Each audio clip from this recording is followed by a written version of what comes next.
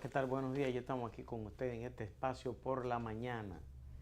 Siempre en compañía de la directa amiga Lindsay Casajara, quien estará por unos días fuera del espacio y como todos estos días estará con nosotros el periodista Manuel Brito. Bueno, en estos días que han estado un poco lluviosos, han bajado un poco las temperaturas, ha estado cayendo algunos aguaceros en algunas partes del país.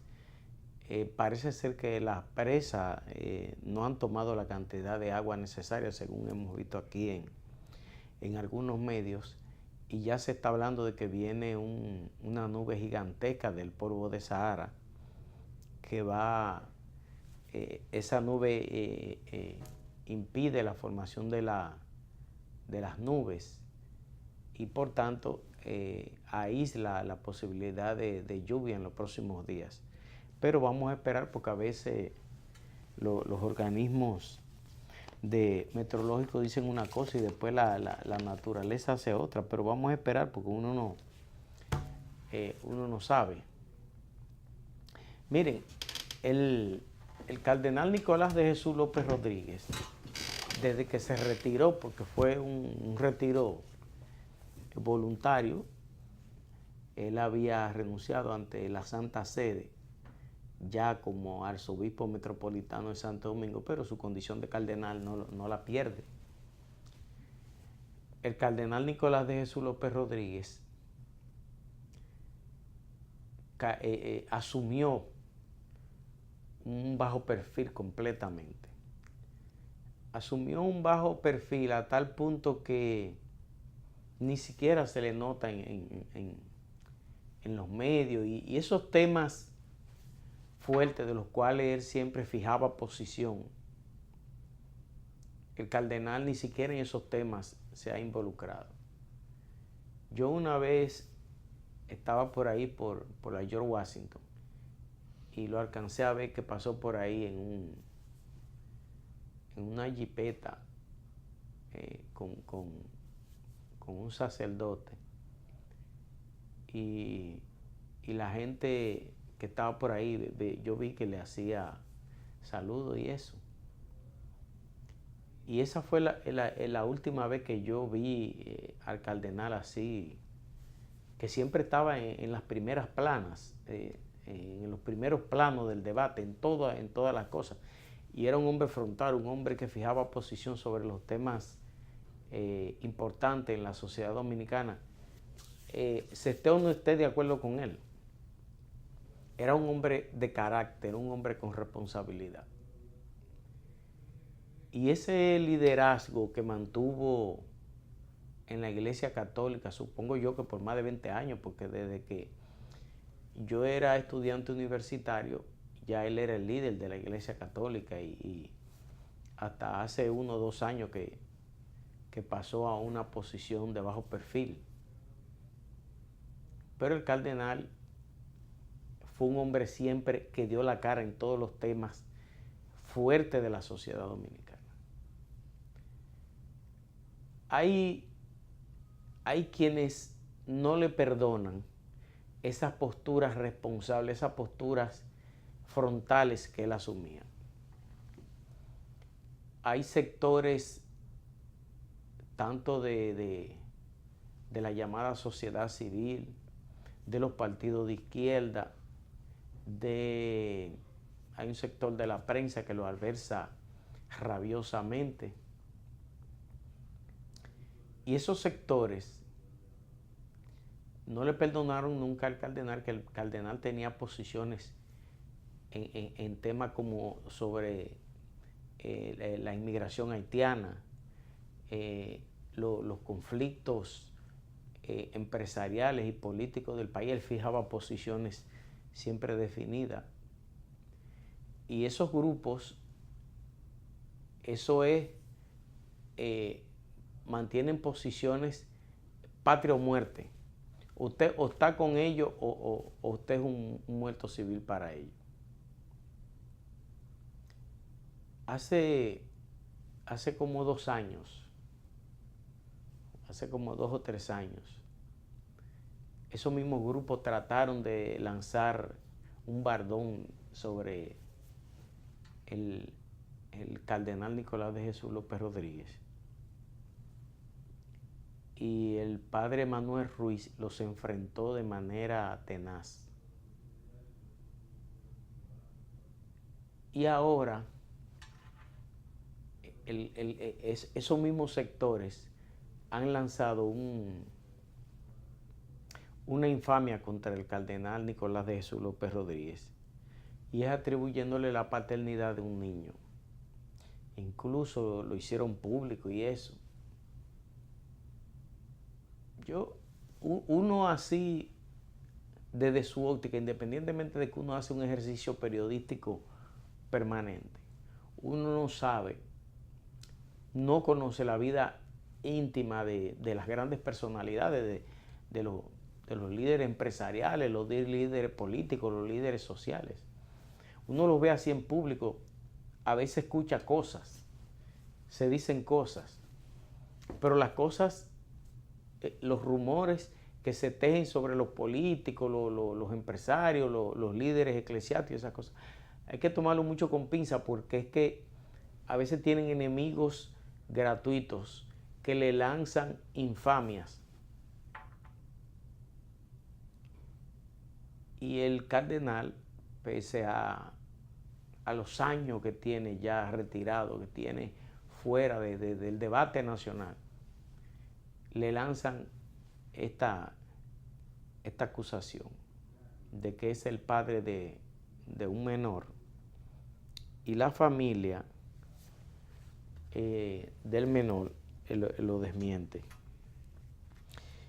Y los padres de la señora Jenny Michelle Pimentel Molina aclaran que ella no tiene hijo. O sea, el niño que le están atribuyendo al cardenal con una señora, la señora ni siquiera hijo tiene. Y por lo tanto, el niño que mostró en las redes sociales no es hijo de Nicolás de Jesús López Rodríguez. Ambos padres enviaron una declaración jurado bajo firma privada. O sea, los padres de la joven que se le atribuye haber tenido el hijo, lo niegan de manera categórica, incluso en un juramento bajo firma privada. Y niegan que el niño sea hijo del cardenal. Dice que el niño sí es nieto de ellos, el niño que se está mostrando en las redes como hijo del cardenal, que sí es hijo de ellos, pero que es hijo de otra hija de ellos que se llama Maciel Pimentel Molina, y que el padre del niño es Cake Music. Miren, la verdad es que para mantener una posición, para mantener un nivel en la sociedad, a veces hay que aguantar cosas. Quien lanzó esa infamia al cardenal Nicolás de Jesús López Rodríguez, parece que alguna información tenía de esa familia, porque sucede que sí, que el niño es nieto de esas personas, pero ni siquiera es hijo porque todavía fuera hijo de la señora, pero ni siquiera es hijo de la señora, es hijo de una hermana, y entonces se lo atribuyen al cardenal. Y el cardenal, yo pienso que merece que, así como él ha asumido un bajo perfil por respeto a que ya él no tiene liderazgo en la iglesia, porque ya hay nuevas autoridades, yo pienso que el cardenal merece que se le respete ese espacio. Yo pienso que el cardenal merece que se le dé una pausa en esos ataques tan viscerales que le lanzan algunos sectores. No es posible que en este momento en que él está guardado, que él está es más, en diciembre pasado, él hizo una salutación por los medios de comunicación a la sociedad dominicana. Y él decía que hacía esa salutación porque el padre Manuel Ruiz así se lo había recomendado como una forma de saludar en Navidad a tanta gente que lo seguía y que lo admiraba y eso. Y él decía en esa salutación que hizo que por eso lo estaba haciendo. Entonces, yo pienso que al cardenal Nicolás de Jesús López Rodríguez merece que se le respete ese espacio y que lo suelten ya. Esos sectores persiguieron tenazmente a Balaguer, persiguieron tenazmente a muchas figuras importantes, a las grandes figuras de la sociedad dominicana. Esos sectores lo han perseguido de manera tenaz. Pero yo pienso que en el caso del cardenal Nicolás de Jesús López Rodríguez merece que le den una pausa. Pese a que yo sé que no se la van a dar, porque esos grupos actúan revestidos de odio y de resentimiento. Esos grupos actúan llenos de ese odio que guardan contra figuras importantes de la sociedad dominicana, porque ellos entienden que le han impedido a ellos ocupar cierto liderazgo en la sociedad dominicana. Y por eso odiaron tanto a Balaguer y a Leonel lo sacrificaron en su momento. Y a las grandes figuras de la sociedad dominicana, esos sectores han perseguido hasta figuras de la televisión. Así que a mí no me sorprende y creo que ellos no van a dejar eso. Pero yo pienso que el cardenal se merece que lo suelten ya. Así como él ha abandonado ya ese espacio público que tenía. Miren, ayer la Junta Central Electoral inició ya la etapa la ruta crítica, diría, hacia las elecciones del 20. Ayer la Junta Central Electoral decía que en el 2020 votarán entre 7.5 y 7.6 millones de ciudadanos, medio millón más que en los últimos comicios. Y anunció también la Junta Central Electoral que va a iniciar la reestructuración de las juntas electorales. Bueno, yo pienso que la Junta hace bien ya en iniciar la organización de los comicios, porque la verdad es que los partidos se le han ido adelante a la Junta Central Electoral. Ya los partidos están todos en las calles buscando su espacio, agenciándose el apoyo, el respaldo, la voluntad de la sociedad dominicana. Y ya hay mucha gente en el medio, en esos afanes políticos. Y la Junta inicia con la reestructuración de las juntas electorales, que vi que se desestimó el proyecto que había de dividir las juntas electorales municipales. Van a seguir siendo juntas electorales con la doble función de administrativa y contenciosa. Y supongo que la Junta hará de tribunal de alzada en esos impases que se producen a veces en las mesas y en esas cosas. Pero es importante que la Junta Central Electoral ya se ponga en eso, porque la verdad es que la Junta Central Electoral tiene un compromiso difícil, porque le han tirado el problema de organizar las elecciones internas de los partidos políticos. Yo que he estado contrario a eso, yo creo que eso de algún modo va va a traer muchos problemas a lo interno de la Junta Central Electoral. Y yo he sostenido que eso de tirarle a la Junta Central Electoral ese problema de las primarias abiertas, eso de algún modo va a crear una crisis previa a las elecciones aquí en este país. Y por eso yo pienso que la Junta Central Electoral tiene que ponerse a trabajar desde ya en esos afanes. También tenemos que el Instituto Dominicano de las Telecomunicaciones, el Indotel, llamó a las empresas del sector de las telecomunicaciones a un diálogo para iniciar el proceso de la televisión digital, pasar de la televisión análoga a la televisión digital. Luis Henry Molina dice que hay que programar ese cambio. No sé qué pasó en el Indotel, no sé qué pasó, pero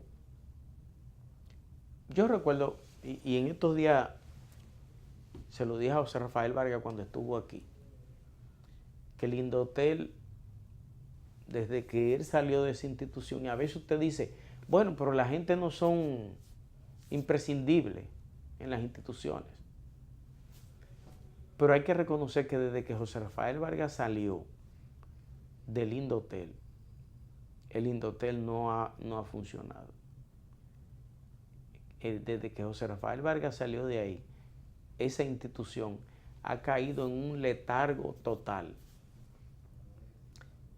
Yo recuerdo que cuando José Rafael Vargas estaba ahí en el Indotel, él incluso había fijado planes para la entrada en vigencia de la televisión digital. Es más, aquí los empresarios radiofónicos congelaron alguna frecuencia de AM que no están utilizando y la tienen ahí con un computador prendida y hasta le dan espacio gratis a cualquiera, porque la idea es mantener esos equipos prendidos como forma de tener un espacio para cuando entre en vigencia la radio digital, la televisión digital. Y aquí había un afán de mucha gente por prender canales de televisión y tener emisoras como forma de ganarse unos cuartos cuando entre en vigencia eso, porque José Rafael Vargas le había puesto fecha fija para la entrada en vigencia de la televisión digital y la radio digital.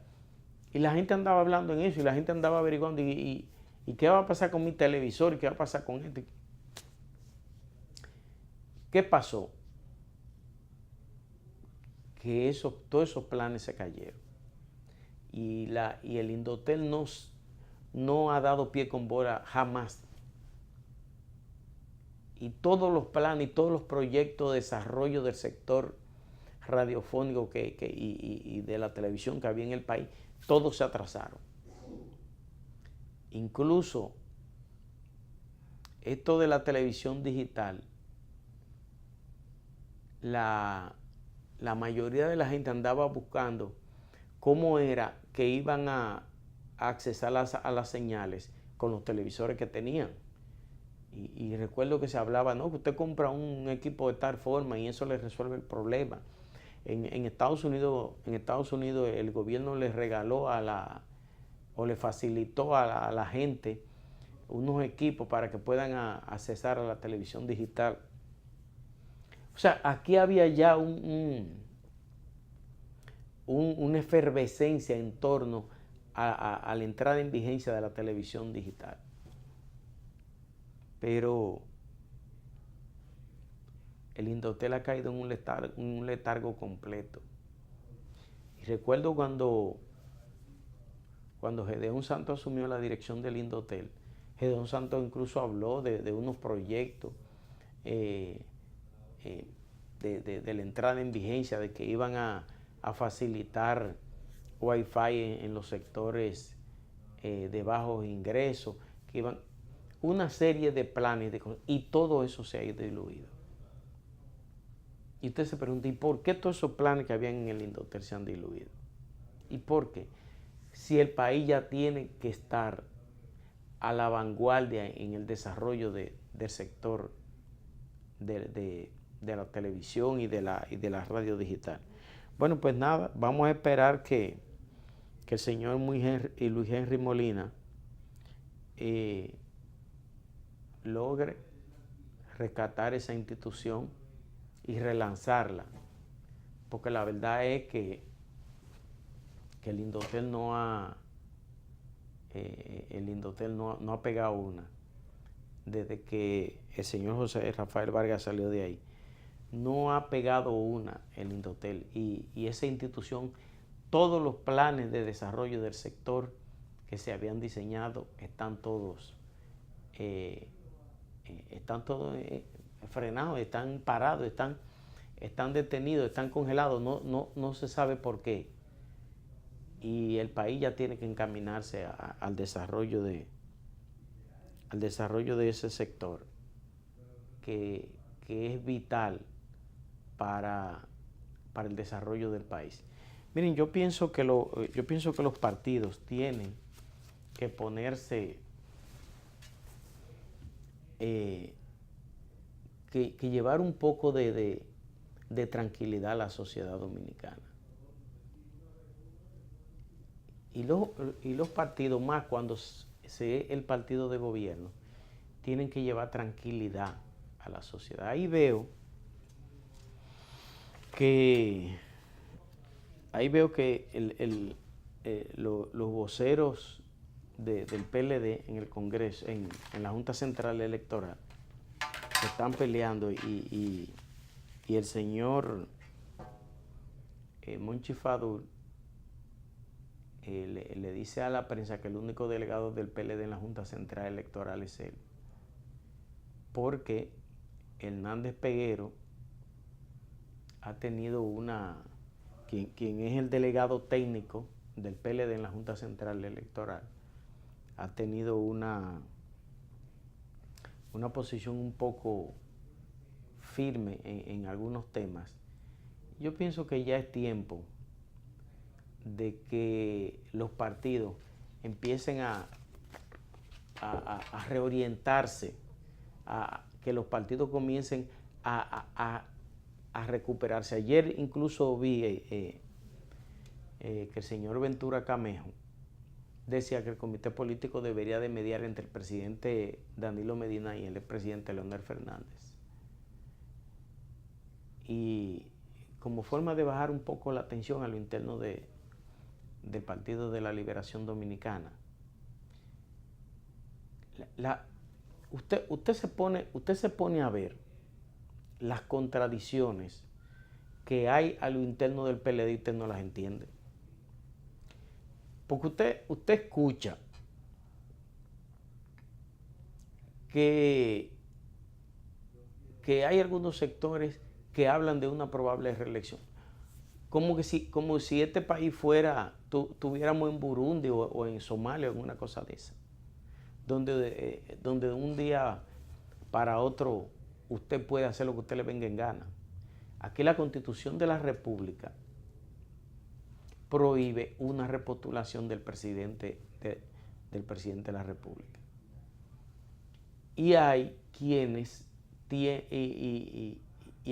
hablan, quienes promueven que se le quite el nunca jamás al presidente Danilo Medina. Incluso hay algunos que hablan de que el presidente Danilo Medina, de que es una injusticia que el presidente Danilo Medina tenga el nunca jamás,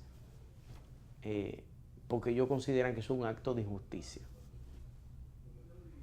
Y digo que no entiendo las contradicciones al interno, porque en el PLD no debería haber contradicciones respecto al presidente Danilo Medina, porque el presidente Danilo Medina no puede ser candidato, porque así lo establece la Constitución, pero no Danilo, él como persona, como se ha querido manipular la situación a la sociedad dominicana.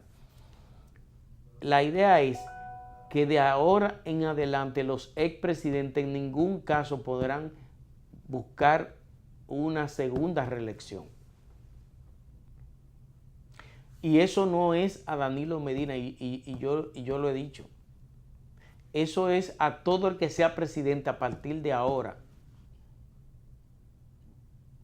Y eso no es un bloqueo que se le ha puesto, un muro que se le ha puesto a nadie en particular. Es un control al ejercicio mismo del poder. El objetivo de una constitución, el objetivo de una institución como el Tribunal Constitucional, el objetivo de los congresos es hacerle un contrapeso a las estructuras de poder en una determinada sociedad. Llegar a la presidencia de la República en cualquier país del mundo, incluyendo a la República Dominicana, es un privilegio de unos pocos, es un privilegio que no alcanza ni siquiera al 1% de la sociedad dominicana.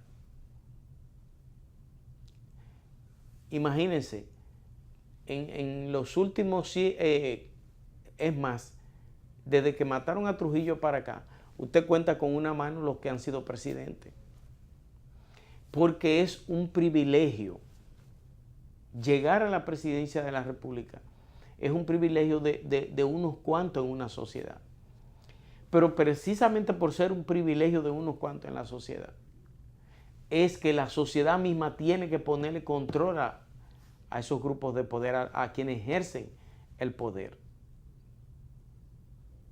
Y en ningún caso se puede considerar como un acto de injusticia el que le pongan controles a quienes ejercen el poder. Yo por ejemplo, yo he sido crítico del estado ¿cómo diría? De desorden a que se ha llevado a la sociedad venezolana, donde ahí no se respeta nada y al Congreso cogieron y le pusieron lo último que hizo el presidente Maduro fue el informe sobre la gestión de gobierno del año anterior fue y la rindió ante el Tribunal Supremo.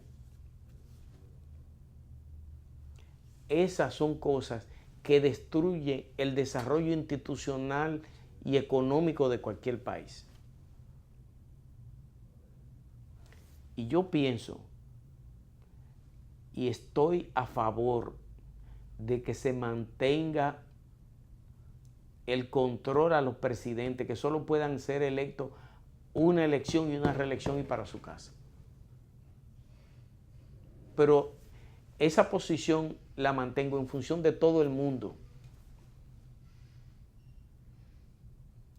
Aquí no puede ser que... yo recuerdo que una vez, siendo Hipólito presidente de la República, Felucho Jiménez dijo que él era partidario de una elección y una reelección, y él nunca jamás.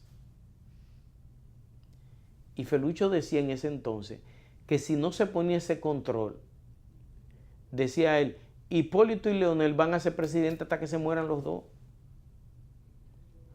Porque Hipólito en ese momento tenía como 1 año y medio, 2 años en el poder y gozaba de una buena popularidad todavía. O sea, todavía toda esa locura de Hipólito no habían empezado a afectar a la sociedad dominicana. Y Felucho en ese entonces dijo eso, que incluso estaba en ese momento el debate sobre la reforma que propició Hipólito Mejía para él mantenerse en el poder. Y yo creo que eso es así. O sea, hay que buscar la forma. Bueno,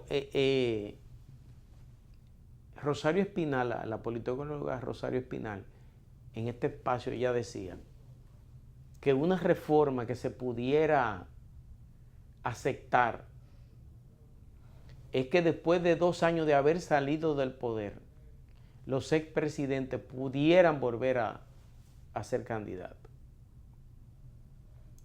Yo he dicho, y lo digo por la experiencia que tenemos en estos países,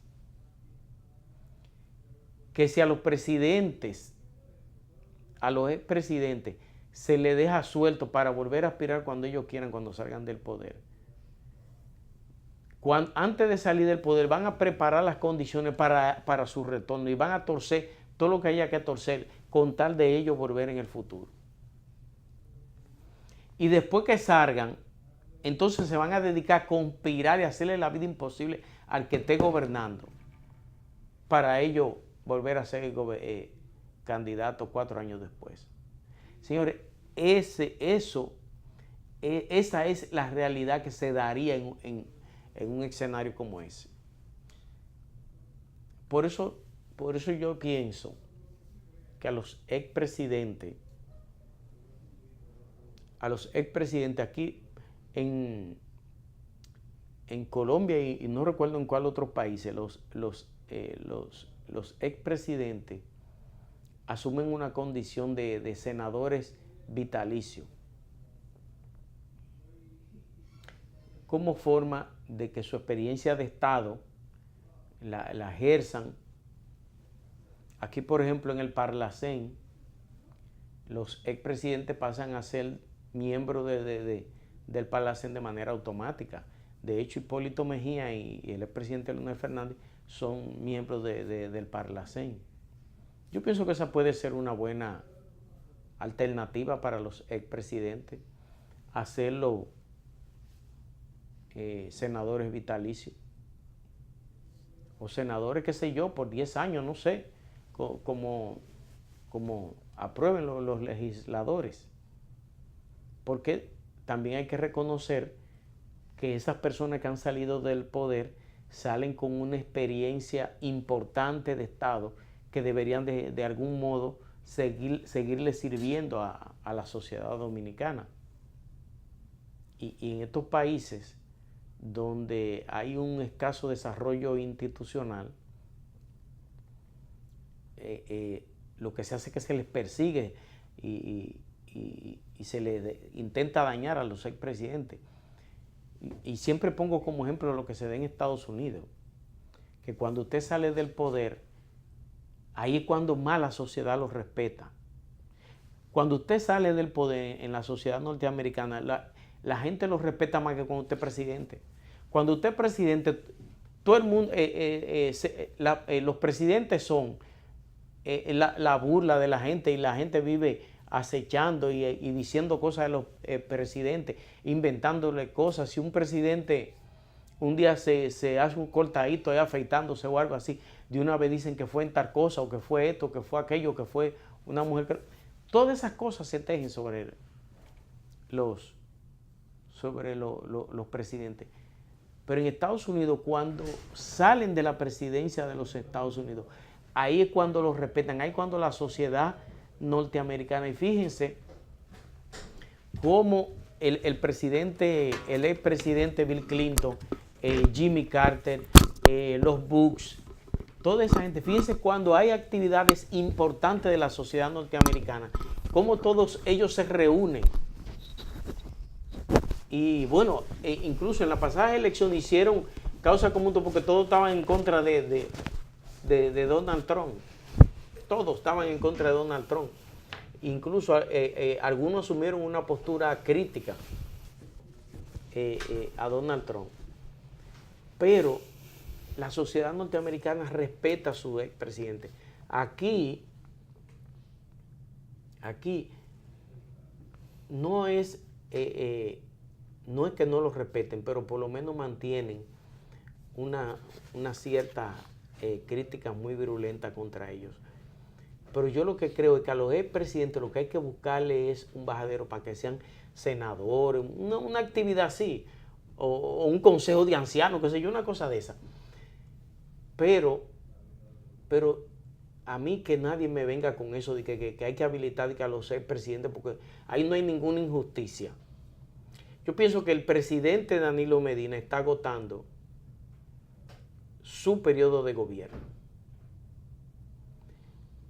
Hipólito Mejía y Leonel Fernández están habilitados para participar en las elecciones del 2020.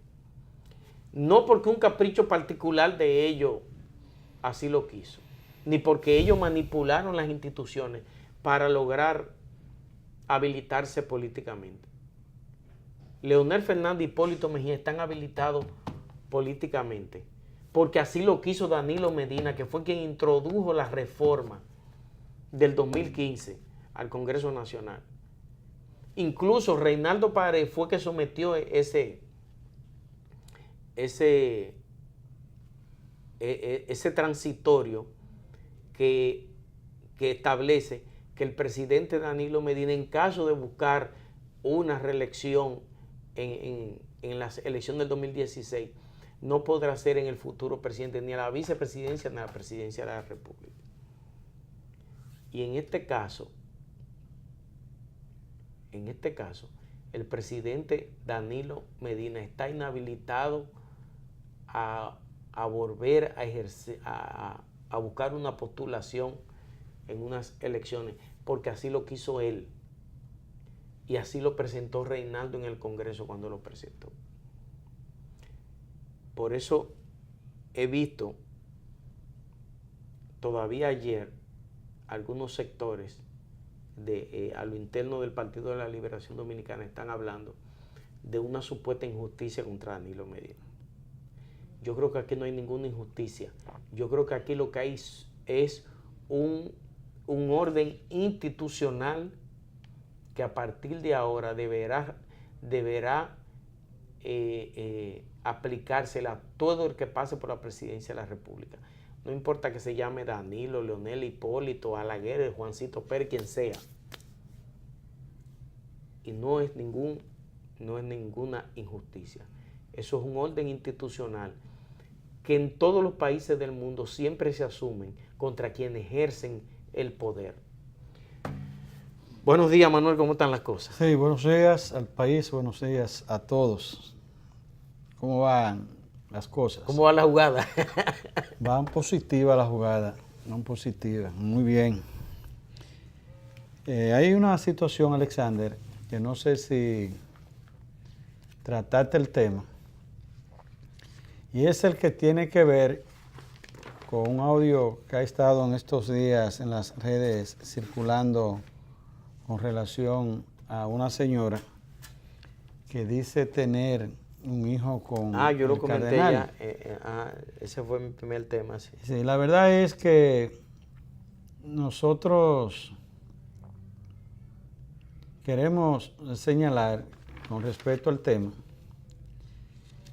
que la penetración comunicacional que tiene en estos tiempos mágicas las redes sociales es también a la vez un instrumento de alta vulnerabilidad para ser usado para dañar reputaciones, imágenes de cualquier ciudadano muy bien ganada. Y a veces acudimos de manera ligera a promover estos mensajes sin que previamente pudiéramos tener la oportunidad de confirmar, y nos hacemos cómplices de esa socialización de esos mensajes, de esos temas que van motivadas, que van revestidas de un interés particular de hacer y producir un daño, no importa a quién sea.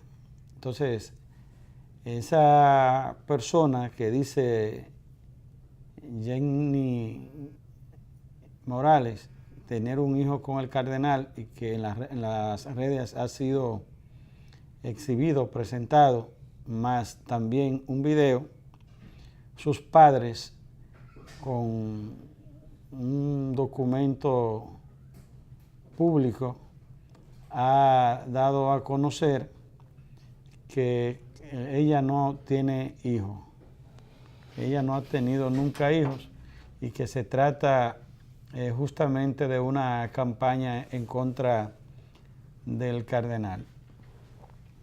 La verdad es que es un tema que no solo porque se trate de una figura pública y de un sector de tanta trascendencia en cualquier país del mundo como la de un cardenal y de una representación a ese nivel de la Iglesia Católica en este caso, sino que a diario, cada minuto, vemos que en las redes sociales ocurre situaciones similares con cualquier ciudadano. No importa que esto sea un empresario o un político, y se montan estas campañas sin ningún reparo y sin que nadie tenga la sanción, sin que nadie tenga las consecuencias debidas, porque es sálvese quien pueda la situación en las redes sociales con respecto a esta situación. Al punto que eso es como usted tomar una cachapa, una masa de una pizza para hacer un símil, y en una pared la pega, la establece. No queda ahí esa masa, no queda ahí esa cachapa, pero queda realmente esa mancha indeleble que nadie está en oportunidad de recoger y llevar las cosas en su justo lugar.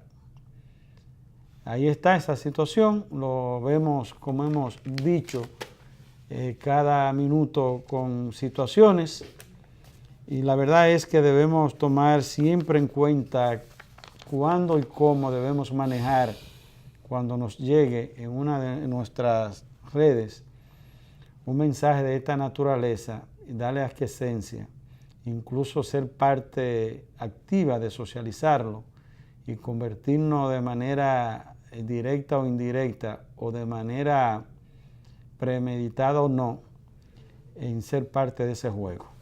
Mira, una de las noticias principales que trae la prensa nacional es que el canciller de la República ha dicho que la República Dominicana bajo ningún concepto acepta o es partidaria o favorece una intervención militar en Venezuela. Los países que integran el Grupo de Lima, que son 14, el Grupo de Lima es un consenso de países que han hecho un acuerdo, no solo contra el gobierno de Venezuela, de Nicolás Maduro, sino contra el desarrollo del populismo, el avance del populismo en América Latina. Y esta gente han tenido una postura muy crítica sobre los gobiernos de Venezuela, de Nicaragua, de Bolivia y esos países. Y de entre esos países, 11 están opuestos a una intervención militar en Venezuela. El gobierno dominicano, que incluso hizo de mediador, de moderador, y no solo el gobierno dominicano, también el expresidente Leonel Fernández participó en un principio en Venezuela buscando una fórmula que permita llevar ese país a una estabilidad social y política y económica. Yo pienso que las intervenciones militares en América Latina han sido nefastas. Y ya son cosas del pasado. Exactamente, son una especie de anacronismo. Incluso en el mundo, las intervenciones militares lo que han traído han sido más violencia. Y los casos más evidentes son el caso de Irak, el caso de Afganistán. Aquí en la República Dominicana, con la intervención militar que se dio en el 65, eso lo que hizo fue que crispó más la situación. Yo pienso que la comunidad internacional, y en esto veo que la OEA está jugando su papel, independientemente de que Almagro le ha puesto un poco de su personalidad al proceso. Pero yo pienso que la comunidad internacional lo que debe de buscar es que la democracia se afiance y se fortalezca en cada uno de estos países, pero no por la vía militar. Y en los casos donde se han apartado del orden democrático, del orden institucional, como es el caso de Venezuela, bueno, pues buscar con acciones políticas y económicas el cambio que sea necesario. Pero yo en eso pienso que la República Dominicana tiene una postura lógica, que la República Dominicana en eso tiene una postura que se corresponde con la tradición diplomática que ha seguido la República Dominicana en todos los tiempos, desde Joaquín Balaguer o Juan Bo, ¿no? Para acá. La República Dominicana ha mantenido una política de cielo abierto, una política de buen vecino con todos los países del mundo. No porque sea Maduro, no porque sea el caso de Venezuela, hay que tener una postura tan rígida. Yo creo que la República Dominicana tiene una política exterior prudente que se debe mantener, y por eso estoy de acuerdo con esa posición. Esa insinuación, externa, Alexander, el canciller de la República, que dio el presidente de Estados Unidos de no descartar una posición de intervención, que todos los factores están abiertos. Están abiertos. Y si América Latina permite una situación de esa naturaleza y no reacciona, pudiera poner, y es la oportunidad, su barba en remojo. Porque la situación de un golpe blando, como se llamó en Brasil con Dilma, eso creó una consecuencia que no fue tan blando, déjame decirte, transversal, que no fue tan blando. Está afuera, sea blando o no, en definitiva fue detutanada, fue despejada del gobierno. Ayer precisamente le aprobaron una candidatura a senadora. Sí, así es. Y si se permite una situación de esa naturaleza, porque esté usted de acuerdo o no, Nicolás Maduro fue elegido por una expresión popular. El que se recurra, de ser o no así, que se usó los recursos del Estado, que se chantajeó, que hubo presión, que se impusieron situaciones para lograr que esa votación favoreciera al candidato del Partido Socialista Venezolano que representa la candidatura de Nicolás Maduro, todas las cosas que pudieran existir e influir y que de una u otra manera influyen con un partido en el gobierno, y más en una situación de un presidente, una candidatura que está en medio de una situación de fuego cruzado, que si muestra una mínima debilidad o rebala, está siendo despojado del poder y de cualquier manera. Y también hay que ver, que se han hecho todos los esfuerzos, habido y por haber, a nivel internacional y a nivel local en Venezuela, para tumbar a Maduro, y no ha sido posible.